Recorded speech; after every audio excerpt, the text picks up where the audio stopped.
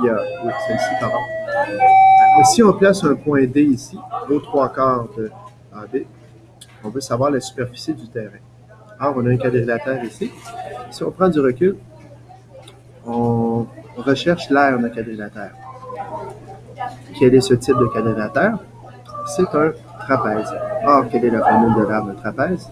C'est la grande base plus la petite base, parce que les deux bases sont parallèles, fois la hauteur divisé par 2. Si je veux calculer la mesure de la grande base, j'ai besoin de la distance entre les points E et C. Or, je n'ai pas les coordonnées du point C. Par contre, on m'aurait donné les équations des droites.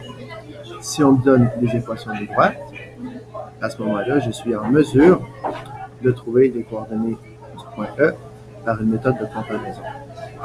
Si on ne me donne pas les équations des droites, peut-être qu'on va me donner ce point-ci et qu'on me dit que, si on le voit ici, la droite B est perpendiculaire à A. Alors, j'ai une droite ici qui est perpendiculaire à celle-ci. Donc, les deux pentes sont opposées et inverses.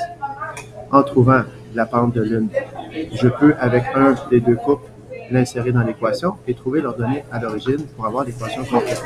De cette façon, j'obtiens l'équation d'une droite, l'équation de l'autre.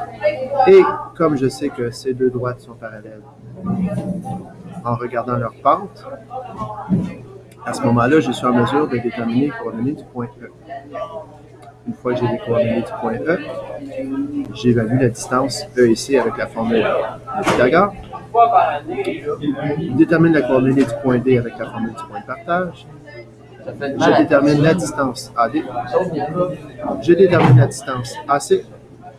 Et je peux ensuite insérer ces nombres dans la formule grande base plus petite base fois la hauteur divisé par 2 pour répondre à la question. Ce n'est qu'un exemple, mais ça vous donne une bonne idée de quelle façon on peut mélanger ces notions en géométrie analytique pour former un beau problème à résoudre. Bon travail!